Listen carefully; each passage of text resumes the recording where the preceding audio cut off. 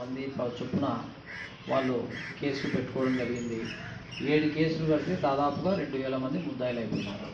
So main లీడర్లు ఎప్పుడైతే గ్రామాలు వదిలిపెట్టిపోయినారో తదనంతరం మన జిల్లాలో తాడిపత్రి, అదేవిధంగా ఆంధ్ర ఏరియాలో పలనాడులో చోటు చేసుకున్నటువంటి హింసాత్మక సంఘటనలను దృష్టిలో పెట్టుకొని సమీప భవిష్యత్తులో మళ్ళీ అటువంటి ఇన్సిడెంట్ జరగకూడదు కాబట్టి ముందస్తు జాగ్రత్తలు తీసుకోండి అని చెప్పి ఎలక్షన్ కమిషన్ ఆఫ్ ఇండియా ఇచ్చినటువంటి ఉత్తర్వుల మేరకు ఈ యొక్క ఏర్పాటు చేయడం జరిగింది సమావేశాన్ని. సో మీరందరూ కూడా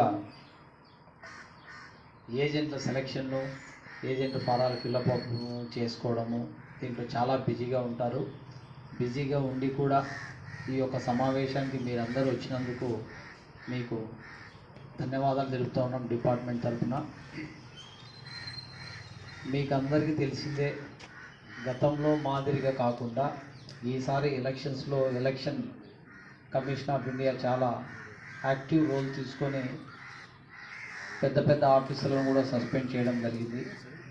సో మీ ఏరియాలో ఈ ఎలక్షన్స్ సందర్భంగా ఏదైతే ఎన్నికల ప్రక్రియ జరిగిందో 13వ తారీఖున మీరందరూ కూడా చక్కగా గ్రామస్తులు కావచ్చు, మండల స్థాయి లీడర్లు కావచ్చు, మీ కార్యకర్తలు కావచ్చు, ఏదో చిన్న చిన్న ఇన్సిడెంట్ తప్ప మీరందరూ కూడా పోలీసుకు సహకరించి ఎక్కడ కూడా రీపోలింగ్ చేయకుండా చక్కగా ఈ ఎన్నికల ప్రక్రియను మీరు సవ్యంగా సాగేలాగున, శాంతియుతంగా సాగేలాగున చేసినందుకు ముఖ్యంగా లీడర్లకు మరియు వారి అనుచరులకు పోలీస్ డిపార్ట్మెంట్ తరఫున హృదయపూర్వకంగా ధన్యవాదాలు తెలుపుతా ఉన్నాను.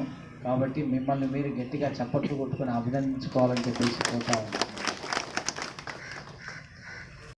లేదు, వాళ్ళ అనుచరులు లేదు, కనీసం చూస్తామంటే మగపురు కనపడం లేదు. కొన్ని గ్రామాలకు వెళ్తే మేము ఉండబట్టలేక ఒక ఆవిడని అడిగినా, ఎక్కడమ్మా మీ రెడ్డమ్మ అంటే ఇంకా సార్ వద్దంటే వినకుండా పోయి ఆడ గోషేగ పెట్టి రాళ్ళు వేసినాడు, పోలీసులు పట్టుకుంటారని ఊరు విడిచిపెట్టిపోయినాడు. సార్ మేము ఇప్పుడు పొలాల్లో పనులు చేసుకోవాలా, పిలుస్తూ ఉంటే పని చేయడానికి మనుషులు ఎవరు రావడం లేదు.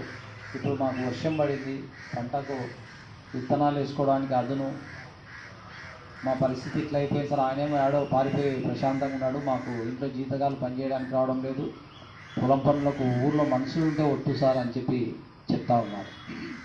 సో ఇదంతా మీకు ఎందుకు చెప్తా ఉన్నానంటే, ఏంటనంటే ఎవరైనా ఎటువంటి పదవికైనా ఎన్నుకోబడేటువంటి ప్రజాస్వామ్యం మనకి. ఈ ప్రజాస్వామ్యంలో భగవంతుడు ఎవరిని ఎప్పుడు ఏ విధంగా ఆశీర్వదిస్తాడనేటువంటిది భగవంతుడు ఇచ్చేటువంటి ఆశీస్సులను బట్టి ఉంటాయి.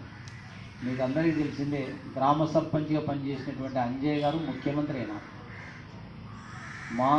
మా కళ్ళ ముందు ఈ యొక్క జిల్లాలోనే ఏమీ లేకుండా ఊరుకున్నటువంటి వ్యక్తిని పట్టుకొని వచ్చేసి జడ్పీ చైర్మన్ అయిపోయాడు, ఎమ్మెల్యే అయిపోయినాడు, ఎంపీ అయిపోయినాడు. సో ఈ ప్రజాస్వామ్యంలో అంత చక్కగా ఆశీర్వదిస్తారు మీ హార్డ్ వర్క్ని భగవంతుడు. కాబట్టి అటువంటి ముందు చూపు ఉండాలి మనకి. కాళ్ళ ముందర చూసుకొని ఎవరో పక్కన లేకేస్తే పనురానంటే పోయి రాళ్ళు రువ్వడం అట్లాంటివి చేయకూడదు. అవి చేయకూడదంటే ఏముండాలి, మీకు స్థితప్రజ్ఞత ఉండాలి. స్థితప్రజ్ఞత ఉన్నప్పుడు మీరు ఈ ఎమోషన్స్ని తీసుకోగలగాలి. చక్కగా తీసుకోలేనప్పుడు మీరు స్థితప్రజ్ఞత కోల్పోతారు. ఏం తీసుకోవాలి, ఇప్పుడు ఎలక్షన్స్ అయిపోయినాయి, కౌంటింగు, గెలుపు ఓటములు సహజం ప్రతి మనిషి కూడా. ఏ విధంగా అయితే సైకిల్ ఉంటుందో పగలు తర్వాత రాత్రి, సుఖం తర్వాత దుఃఖము, చీకటి తర్వాత వెలుతురు, ఏ విధంగా బొమ్మ బొరుసులాగా ఉంటాయన్నీ. సో అంతే విధంగానే విజయం ఉంటుంది, ఓటమి ఉంటుంది. విజయం కలిగిందని చెప్పి ఉప్పొంగిపోకూడదు, ఓటమి కలిగిందని చెప్పేసి కుళ్ళిపోకూడదు. గెలుపు ఓటములను రెండింటిని కూడా సమానంగా తీసుకోవాలి మనిషి ఎప్పుడు. అట్లా కాకపోతే చూడండి, అమెరికా ప్రెసిడెంట్ అబ్రహాం లింకన్ 31 సార్లు ఎన్నికలలో ఓడిపోయినాడు, 32వ సారి అమెరికా అధ్యక్షుడైనాడు. అంటే ఏమి ఈ